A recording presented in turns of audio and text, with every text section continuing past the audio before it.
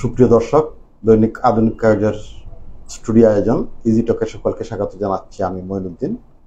আপনারা জানেন, সম্প্রতি যে হোল্ডিং ট্যাক্স আরোপ করা হয়েছে সিটি কর্পোরেশনের পক্ষ থেকে, সেটা নিয়ে নাগরিক মনে এক ধরনের অস্বস্তি কাজ করছে। অনেকেই বলছেন যে এটা তাদের দেওয়ার সাধ্য নেই এই ট্যাক্স। এই নিয়ে অনেকেই আন্দোলনে নেমেছেন। নগরীর বিভিন্ন পাড়া মহল্লায় আন্দোলন হচ্ছে, নগরীতে বড় মানববন্ধন হয়েছে। সামগ্রিক বিষয় নিয়ে আসলে কি করণীয় সিটি কর্পোরেশন কর্তৃপক্ষের, সেটা নির্ধারণ করবেন মেয়র মহোদয়। কিন্তু এর পূর্বে তিনি আজকেও বলেছেন একটা সংবাদ সম্মেলনে যে নাগরিক প্রতিনিধিদের সাথে, সুশীল সমাজের সাথে তিনি বসবেন, বসে এটা আলোচনা করবেন। আমরা এই যে হোল্ডিং ট্যাক্স যেটা আরোপ করা হয়েছে, সেটা কি কারণে হলো, সেটা মানুষের মনে কি প্রতিক্রিয়া সৃষ্টি করতে পারে, কিংবা মানুষের দেওয়ার সামর্থ্যের মধ্যে আছে কিনা, সেই বিষয় নিয়ে আজকে আলোচনা করব। আজকে আমাদের আমন্ত্রণে স্টুডিওতে এসেছেন বীর মুক্তিযোদ্ধা অ্যাডভোকেট রফিকুল হক। তাকে স্টুডিওতে স্বাগত জানাচ্ছি। ধন্যবাদ। আমরা মূল আলোচনা পর্বে চলে যাচ্ছি। রফিকুল হকের কাছে আমরা জানতে চাইবো যে এই যে ট্যাক্স বাড়ানো হলো, এর ফলে নাগরিক সমাজে কি প্রতিক্রিয়া দেখা দিতে পারে, বা অনেকেই বলছেন যে তাদের দেওয়ার সামর্থ্য নেই। এ নিয়ে আপনার বক্তব্য, বা আপনি আন্দোলন করছেন এই বিষয়টা নিয়ে, আপনাদের বক্তব্যটা কি? ধন্যবাদ আধুনিক কাগজকে আমাকে স্টুডিওতে আনায় এবং দুটি কথা বলার সুযোগ দেওয়ায়। ট্যাক্স সিটি কর্পোরেশন হোক, পৌরসভা হোক, ট্যাক্স জনগণ দিতে হবে। ট্যাক্সের মাধ্যমে সিটি কর্পোরেশন চলে। যতটুকু অপূরণ তাকে সরকারে ভর্তুকি দেয়।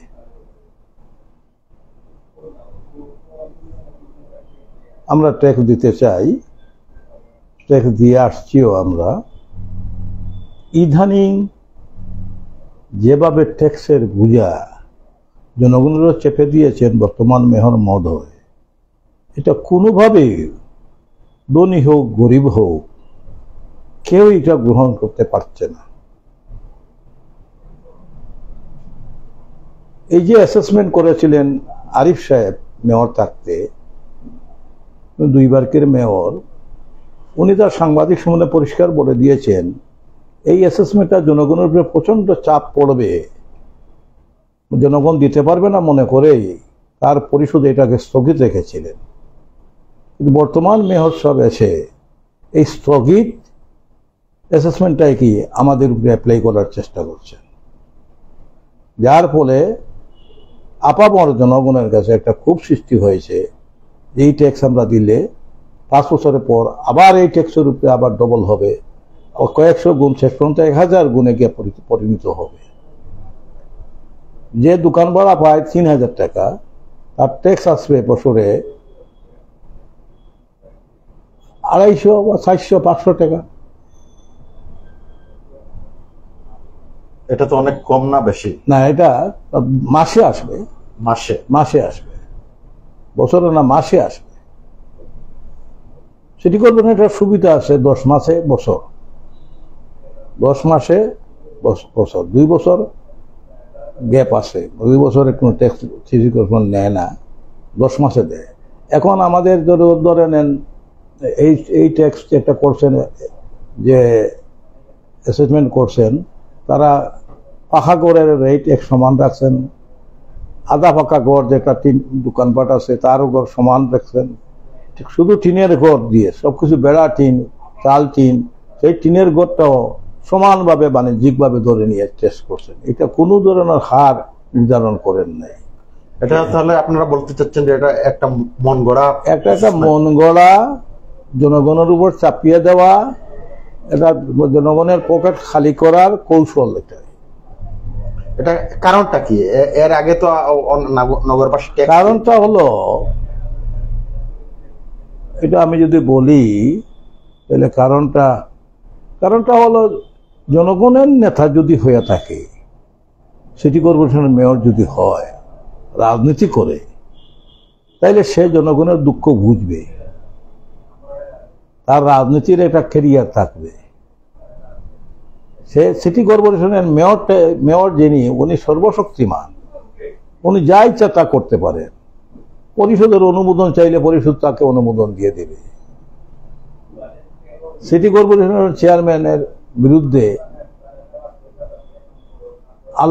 প্রতিবাদ করার মতন কিছু নাই।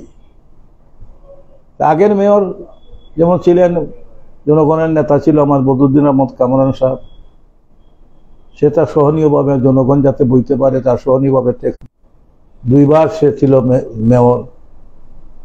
তারপরে আরিফুল হক চৌধুরী 2বার 10 বছর। এবার যে আমরা মেয়র পেয়েছি, আমাদের বলতে হবে যে এটা গল্প পড়েছিলাম ছোটবেলায়, যে সোনার হাঁস সোনার ডিম পাড়ে, সোনার ডিম পাড়ে। আমরা মনে করেছিলাম এই মেয়র সাহেব সোনার ডিম পাড়বে, এখন দেখছি সোনার ডিম না, এখন ডিমই দিচ্ছে না, বরং আমাদেরকে খাওয়ার চেষ্টা করছে। এই বিষয়টা তো আসলে তিনি ইচ্ছে করেই করছেন না, একটা প্রক্রিয়ার মধ্য দিয়ে করছেন। এটা সাধারণত আমার বিশ্বাস, উনি তো লন্ডনে বাস করে, ব্রিটেনে বাস করে। ব্রিটেনের একটা সমাজ আছে, ব্রিটেনের একটা আইন কানুন আছে, ব্রিটেনের একটা পরিচ্ছন্নতা আছে, ব্রিটেনের একটা মানুষের একটা সাদা মনার মানুষ আছে। মিথ্যা কথা বলতে ভয় করে, মিথ্যা কথা কমই বলে, পারিমাণ শক্তি মিথ্যা কথা সে বলে না। ব্রিটেনের মানুষ আমাদের কাছে চলে আইছে, ব্রিটেন বানাবার চেষ্টা করছেন। হয়তো উনি একসাথে তো ব্রিটেন বানাতে পারবেন না, এত প্রতি আরো 50-100 বছর পরে ব্রিটেন আমরা হব। যদিও সিলেটকে দ্বিতীয় লন্ডন বলা হয়, তার একটা ভিশন আছে। উনি এখন তো ক্লিন সিটি করবেন। এই সিলেট সিটি কর্পোরেশনের কতটা গলি আছে, কতটা পাড়া আছে, কতটা খারাপ জায়গা আছে, কোন জায়গাটা খারাপ, কোন জায়গাটা ভালো, কোন রাস্তাটা ভালো, কোন রাস্তাটা খারাপ, রাজনীতিবিদ যারা করে তারা বলতে পারবে। তিনিও তো রাজনীতি করেন, কিন্তু রাজনীতি প্রশ্ন করলে হয়তো অনেক জায়গার নামই বলতে পারবেন না। আমি যদি বলি যে 1 ইটের মুকাম কোন জায়গায় সিলেটের, উনি কি বলতে পারবে? তো সিলেট যারা রাজনীতি করে তারা বলতে পারবে। আমি যদি বলি 1 পাড়ার ফুল কোনটা সিলেটের, উনি কি বলতে পারবে? আমার মনে হয় বলতে পারবে না। কেউ শিখিয়ে দিতে হবে, তাকে শিখিয়ে দিতে হবে। উনি তো রাজনীতি সিলেটে করেন নাই, হয়তো ঢাকা লন্ডন করেছেন। লন্ডন খুব প্রিয় মানুষ, তিনি লন্ডন করেছেন। লন্ডন থেকে এসে আমাদেরকে ভালো পথে নেওয়ার দায়িত্ব নিয়েছেন। কিন্তু আমি দেখছি এখন উনি নিজের কোনো মতামত হয়তো দেন নাই। ওনার অফিসে ভূমি যেটা অ্যাসেসমেন্ট যারা করে, এই কর শাখার যারা আছে, তারার মধ্যে দুর্নীতি আছে। সেই দুর্নীতিমুক্ত যদি প্রথম করতে হয়, তো সিটি কর্পোরেশনকে করতে হবে। খালি এক জায়গায় নাই, বাণিজ্য বিভাগে দুর্নীতি আছে, বাণিজ্য শাখায়। এবং একটা লালদিঘি হকার মার্কেট, এটা মারাত্মক একটা ব্যবসার জায়গা। লালদিঘি হকার মার্কেট যদি সত্যিকার ভাবে একটা মার্কেট হতো, তাইলে সিলেটের কোনো শপিং মহল বা দোকানপাট এক জায়গায় থাকতো। 12 তলা করে যদি করে, সিলেটে কোনো যানজটও থাকতো না।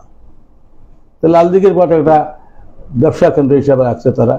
লালদিঘি পাটের এই যে দোকানদারদের টাকাটা, ভাড়াটা নেবে, কয়েক বছর ধরে ভাড়া নেয় নাই, কয়েক মাস ধরে ভাড়া নেয় নাই, বন্ধ ছিল। তারপরে এখন ঘোষণা করতে ভাড়া নেবে। তার কার মাধ্যমে নেবে? তার মনোনীত ব্যক্তির মাধ্যমে নেবে। দোকানদাররা এসে দিতে পারবেন না, আর দিলেও দোকানদাররা যে সময় এসে দেন, এই দোকানদারের উপর একটা খারাপ ব্যবহার করা হয় দোকানদারের সাথে। তার এজেন্ট যারা, তাদের মাধ্যমে দেওয়া লাগবে।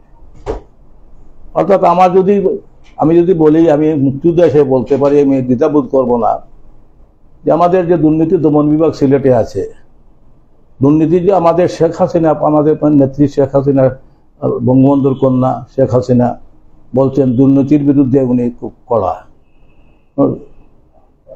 জিরো টলারেন্স বলছেন। কিন্তু দুর্নীতি শাখাটা যদি শক্তিশালী হয়, দুর্নীতি শাখাটা যদি বাংলাদেশের সব জায়গায় তার থাবা পালা ফেলতে পারে, তাহলে আমার মনে হয় বাংলাদেশের দুর্নীতি মুক্ত হয়ে যাবে। এই দুর্নীতির জায়গাটাই আমি মনে করি সিলেটের সিটি কর্পোরেশনের যারা চাকরি করে উপর লেভেলে, তাদেরকে যদি তদন্ত করা হয় তাদের সম্পত্তি কি ছিল, এখন কত টাকা তারা সম্পত্তি হয়েছে। আচ্ছা, আমরা এই প্রসঙ্গে পরে আসবো। যেহেতু আমরা ট্যাক্স বিষয়ে আলাপ করছি, সেদিকেই আমরা একটু নজর দিই যে আপনারা তো ট্যাক্স যেটা আরোপ করা হয়েছে সেই আরোপের পর থেকে আন্দোলন করছেন, বিভিন্ন মানুষের সাথে কথা বলছেন। আমি সাধ্য মতো চেষ্টা করছি। তাদের বক্তব্যটা কি, আসলে তারা কি বলতে চাচ্ছেন? কে বলতে চাচ্ছে? জনগণ কি বলে? জনগণ তো এই ট্যাক্স তাদের উপর মরার উপরে খাড়া লাগা, জনগণের পিঠ তো দেয়ালে লেগে গেছে। এমনি বিশ্বের মধ্যে এই যুদ্ধের কারণে বিশ্বের মধ্যে অর্থনৈতিক সংকট দেখা দিছে, এমনি আমাদের দেশের অর্থনৈতিক সংকট দেখা দিছে। আমাদের বাজারে গেলে পকেট খালি হয়ে যায়, আমাদের ঘরের খরচ করতে মানুষ দিশেহারা হয়ে যায়। এর মধ্যে যদি বছরে তার দোকানগুলো, ছোট্ট একটা দোকান আছে হয়তো, এই দোকান দিয়ে চলে, এই দোকানের ট্যাক্স যদি তার বছরে 5,000 টাকা দিতে হয়, এই দোকানের ট্যাক্স যদি বছরে 15,000 টাকা দিতে হয়, তাও কোনো ধরাবাহিক কোনো নিয়ম নাই, সিস্টেম নাই। এখন আমি বলছি নাকি, এই যে আমাদের তারা লিখছে বাণিজ্যিকভাবে খাসা ফাঁকা সবাই বাণিজ্যিক, হ্যাঁ দোকানদারি করে বাণিজ্যিক ঠিক আছে, ফাঁকার একটা রেট থাকা উচিত, খাসা ফাঁকা করে একটা রেট থাকা উচিত, একদম খাসা করে রেট একটা থাকা উচিত। গল্লিতে তো পাকা বিল্ডিং কমই পাওয়া যায়, পাকা দোকান কমই পাওয়া যায়, গলিতে তো কাঁচা দোকানই বেশি, আধা পাকা কাঁচা ঘর পাওয়া দরকার, এক রেটে সবাইকে হলে। অর্থাৎ নাভিদ দুফা ব্রাহ্মণ সব এক। এটা ইনসাফ মতন এটা হয় নাই আমার দৃষ্টিতে। এই জন্য তো আমি বলছি যে জনগণ জাগো, জনগণ আমরা প্রতিবাদ করি, আমরা প্রতিবাদ করব। আমরা আন্দোলন সংগ্রাম করেছি বলেই আমরা দেশ স্বাধীন করতে পেরেছি, তারপর যুদ্ধ করতে পেরেছি। আমরা আন্দোলন সংগ্রাম করেছি বলেই আমাদের বিভিন্ন দাবি দাবা পূরণ হয়েছে। আমরা আন্দোলন সংগ্রাম করতে পেরেছি বলেই যে বঙ্গবন্ধুর কন্যা শেখ হাসিনাকে আমরা ক্ষমতায় দিতে পেরেছি। গত 8 মে আপনারা একটা দক্ষিণ সুরমায় একটা সভা করেছেন, পরামর্শ সভা, প্রতিবাদ সভা যেটাই বলি না কেন। তো সেখানে মেয়র গিয়েছিলেন, তো তিনি কোনো আশ্বাস দিয়েছেন কি, বা তিনি এ বিষয়ে কোনো কথা বলেছেন কিনা? আমরা বর্তমানে সিলেট সিটিতে 42টা ওয়ার্ড আছে, কিন্তু এই কোডটা শুধু পুরাতন 27টা ওয়ার্ডের উপর নির্ভর অর্পিত হচ্ছে। আমরা 3টা ওয়ার্ড দক্ষিণ সুরমায় আছে, 25, 26, 27। আমরা 25, 26, 27 ওয়ার্ডের একটা জনগণের জনসভা ছিল 8ই মে নসিবা খাতুন উচ্চ বালিকা বিদ্যালয়ের হলে। নসিবা খাতুন বড় স্কুল, জায়গাও বেশি। আমাদের হলের মধ্যে করতে হয়েছে বৃষ্টির দিন। আমাদের ধারণা যে নসিবা খাতুনের 3তলা বিল্ডিংয়ে জনগণ থাকতে পারবে, বারিন্দাতে থাকতে পারবে, মাঠে থাকতে পারবে, বৃষ্টি না হলে মাঠে থাকতে পারবে। যদি মানুষ 3-4 হাজার হয়ে যায়, তো মানুষের জায়গা যাওয়া যাবে। বৃষ্টির সময় মানুষকে বৃষ্টি যাতে না ভিজে তার ব্যবস্থা আছে। আমরা মিটিং করেছিলাম, পরামর্শ আমরা কি করব, আমরা স্মারকলিপি দেব না আমরা প্রতিবাদ করব, না প্রতিবাদ মিটিং করব বা জনসভা করব, না আমাদের এমপি মহোদয়ের অপেক্ষা করব। এই ধরনের একটা মিটিং নিয়ে আমরা আলোচনা করছিলাম। হঠাৎ করে আমাদের আমন্ত্রণ ছাড়াই মেয়র মহোদয় উপস্থিত হয়েছেন। তাকে ধন্যবাদ জানাই, তার এই সাহসের জন্য বা এই পদক্ষেপের জন্য ধন্যবাদ জানাই।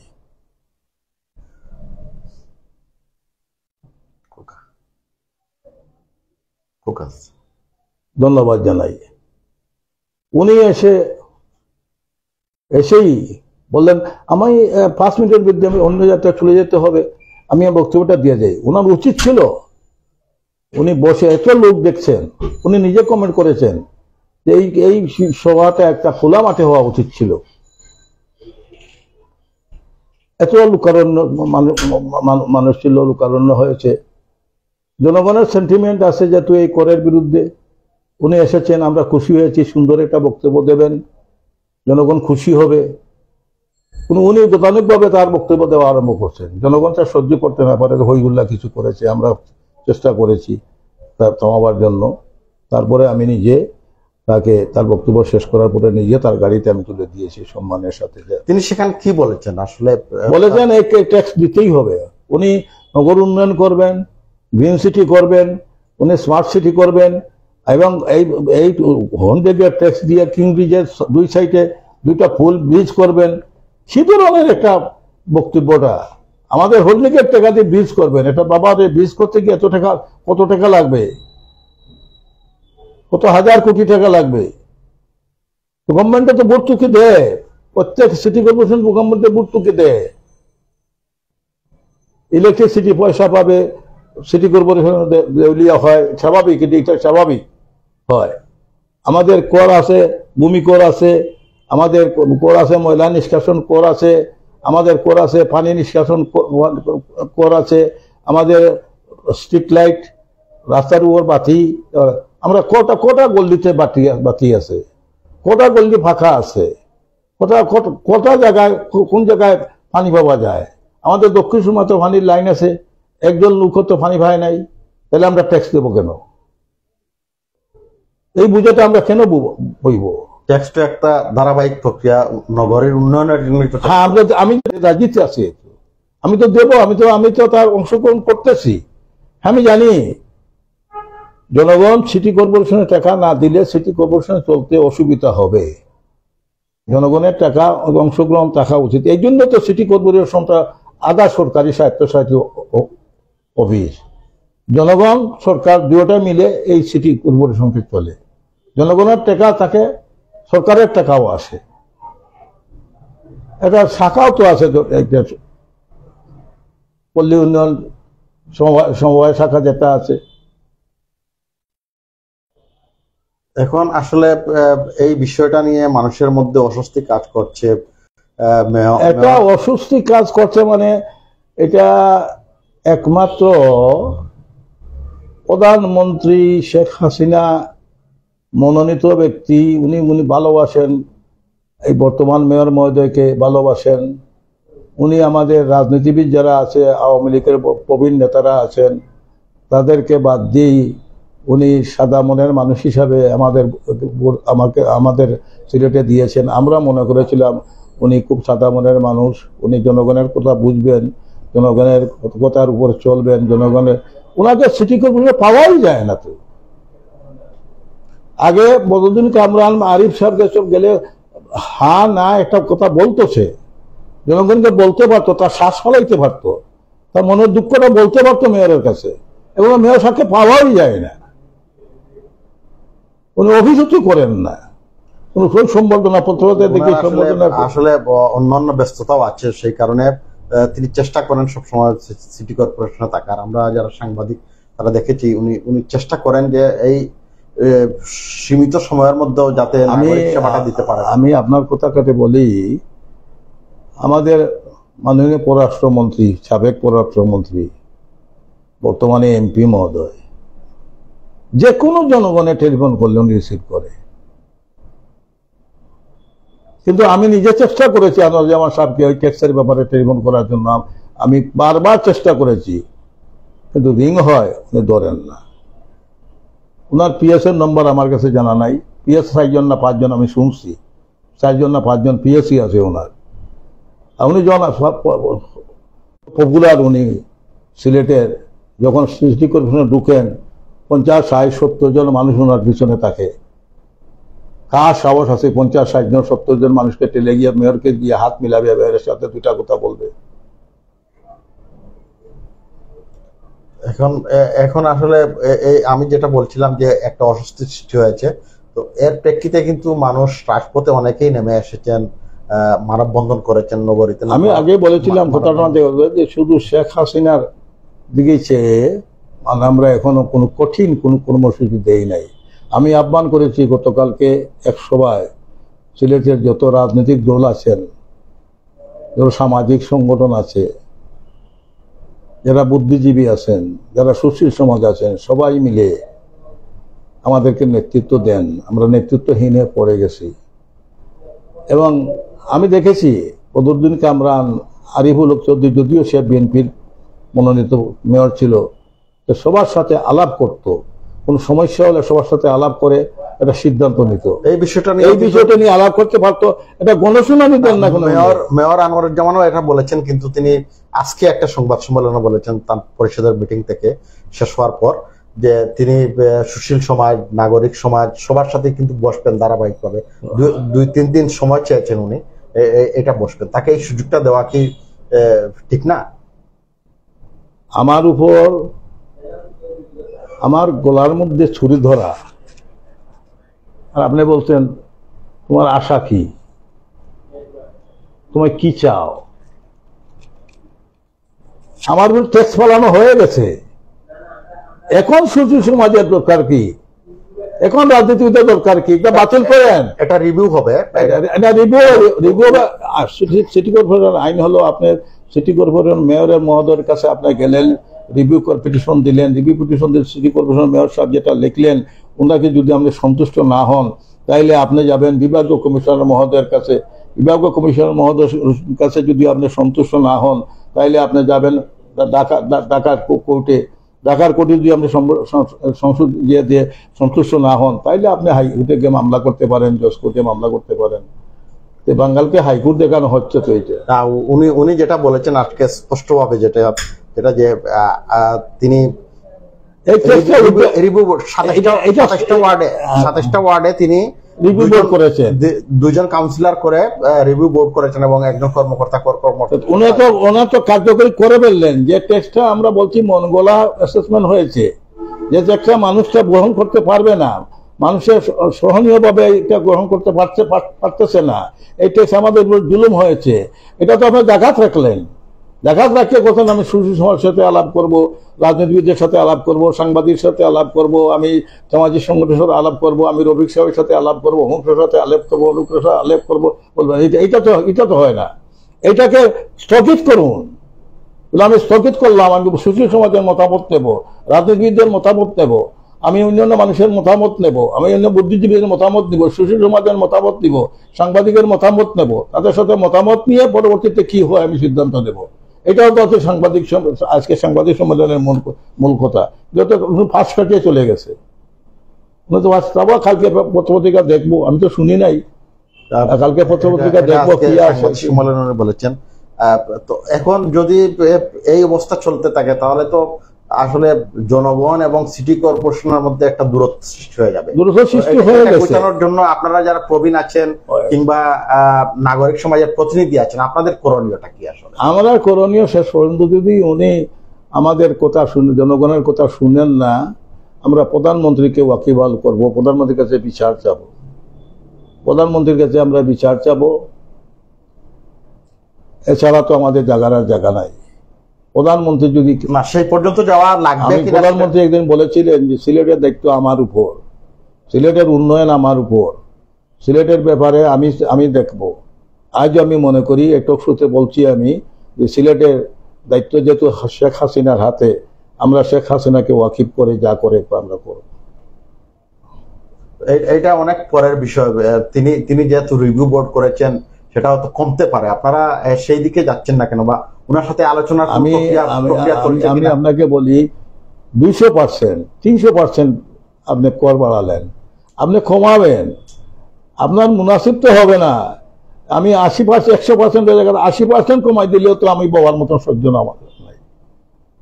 আপনি যেভাবে কর নির্ধারণ করেছেন, যদি 80% আপনি মাফ করে দেন, 20% নিয়ে তো আমার বোঝা হয়ে যাবে। আমি 20% তো আমি বইতে পারবো না। আমরা বলছি এই অ্যাসেসমেন্টটাই হয় নাই। আমার গড় কে মাপলো? আমি দেখিনি, এই তো ফিতাদি কোনোদিন মাপতে, কত বর্গ ফুট আমার গড়? আমার তো 20-25টা কাঁচা ফাঁকা দোকান কুটো আছে। তাইলে মিসগাইড করা হচ্ছে ওনাকে অফিস থেকে। আমার মনে হয় ওনাকে মিসগাইড করা হচ্ছে, ওনাকে সামনে রেখে কিছু সুবিধাবাদী লোক ফায়দা লুটার জন্য এই কাজটা করার চেষ্টা। আপনি যেটা বললেন যে এখনো মাপযোগ করা হয়নি, আমরা তো দেখি নাই। আমার তো নিজের ঘর আছে, আমি তো নিজে তো ভুক্তভোগী। আমার দোকানে গিয়ে মাপযোগ করছে, এটা তো আমি দেখি নাই, জানি নাই। যদিও আমার বদরুদ্দিন কামরান মহোদয় মুক্তিযোদ্ধাদের বাড়িঘরে যারা আছে তাদের হোল্ডিং ট্যাক্স নাই, উনি মাফ করছেন। পানির ট্যাক্স নাই, মাফ করছেন উনি। ধারাবাহিকভাবে আরিফ সাহেবও করছেন, ধারাবাহিকভাবে উনিও করছেন। আমরা মুক্তিযোদ্ধারা তাদেরকে ধন্যবাদ জানাই এই কারণে। কিন্তু আমার দোকানগুলোর তো ট্যাক্স আমার দিতে হবে, বাড়ির ট্যাক্স এবার না দিলাম, দোকানগুলোর ট্যাক্স আমার দিতে হবে। আমার তো অন্য অন্য স্থাপনা থাকলে আমার ট্যাক্স দিতে হবে, এটা তো আমি রাজি আছি। তো আমি তো এখানে অন্য আমাদের স্থাপনাগুলা দেখলে মাপতে গিয়ে আমি কত বর্গ ফুটের ঘর বানাইছি, আমি কত বর্গ ফুটে ব্যবসা আমি বাড়া দিছি, তাইলে আমি তো বুঝতাম। আমার ফর্মে যদি লেখা থাকতো আপনার দোকানগুলো এত বর্গ ফুট পাওয়া গেছে, বর্গ ফুট পূরণ ইন্টু এত পার্সেন্ট, তাহলে আমি নিজে হিসাবটা আমি লিখতে পারতাম। এই হিসাবটা আমি লিখতে পারতেছি না আমি। না, এই ধরনের ভুক্তভোগী যারা আছেন, যেমন একজন ভুক্তভোগী আমাকে তার কাগজ দেখিয়েছেন যে তার বদরুদ্দিন আহমদ কামরান থাকতে তিনি সেটা করেছিলেন যে তার উপর ট্যাক্স নির্ধারণ হয়েছিল 148 টাকা।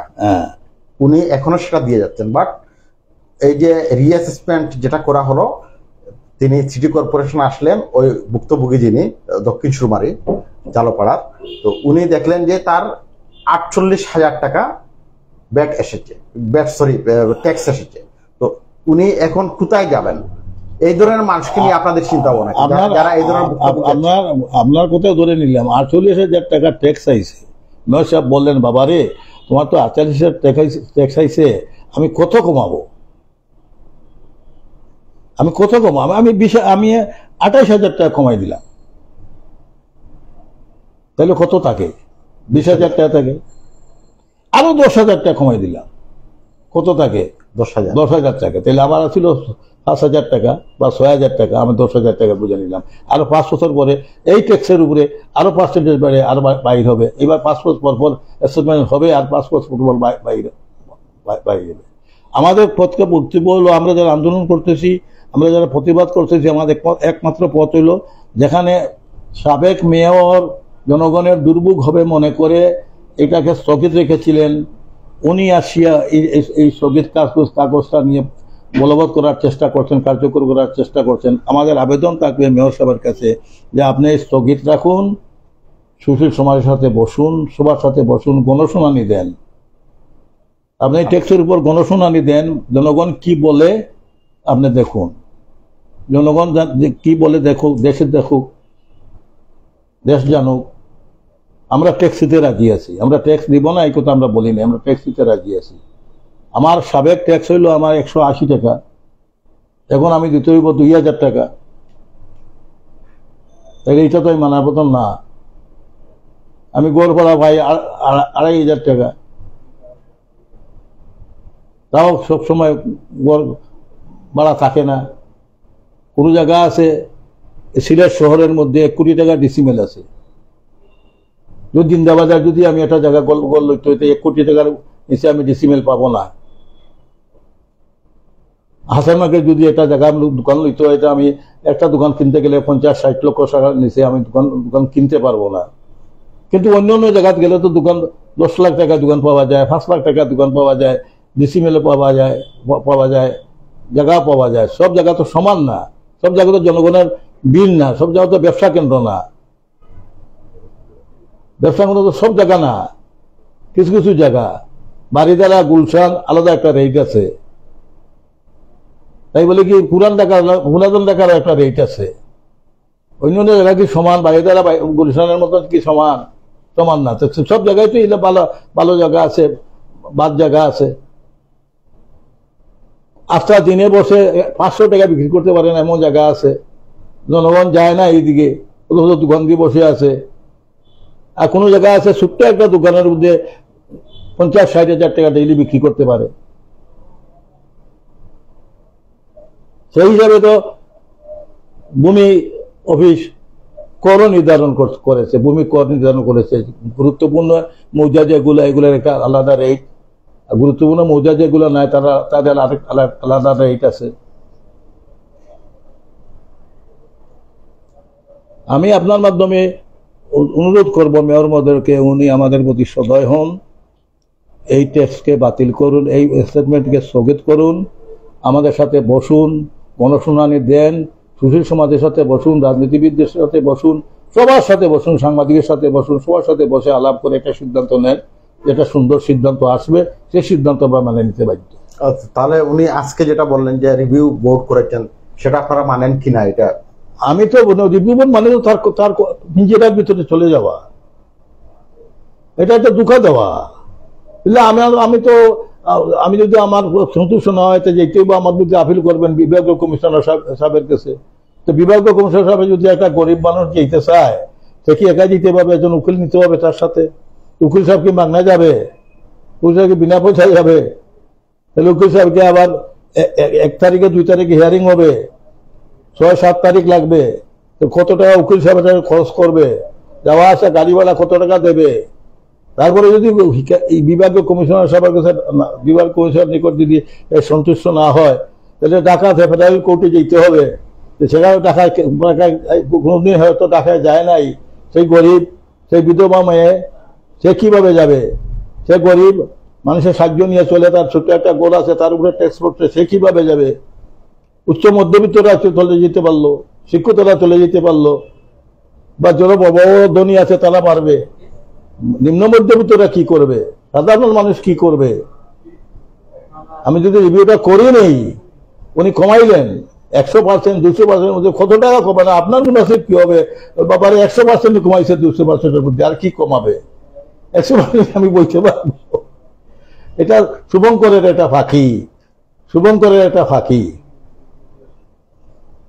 যাই হোক, আমরা আসলে আলোচনার একেবারে শেষ পর্যায়ে চলে এসেছি। তো শেষ বক্তব্য আপনার কি?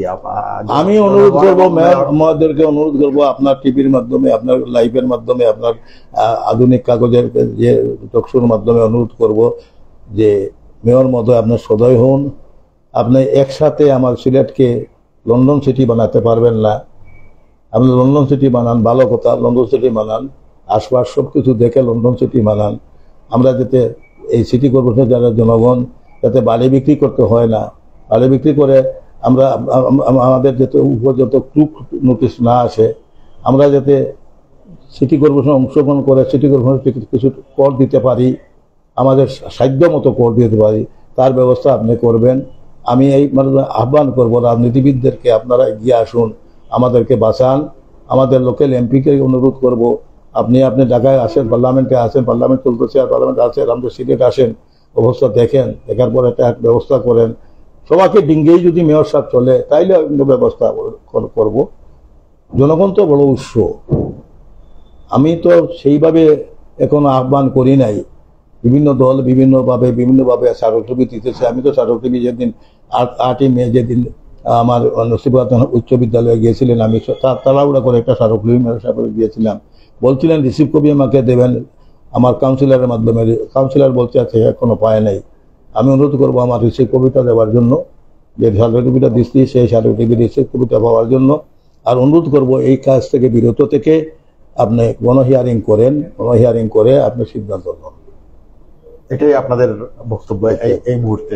যাই হোক, আমরা এতক্ষণ বীর মুক্তিযোদ্ধা অ্যাডভোকেট রফিকুল হকের সাথে কথা বললাম। ট্যাক্স বিষয়ে উনি ওনার বক্তব্য তুলে ধরেছেন। আশা করি এরই আলোকে একটা সুন্দর সমাধান আসবে সিলেট সিটি কর্পোরেশনের ট্যাক্সের বিষয়টি নিয়ে। আমরা আগামীতে আরো নতুন কোনো অতিথি নিয়ে বসবো। সেই পর্যন্ত ভালো থাকুন, সুস্থ থাকুন। সকলকে ধন্যবাদ।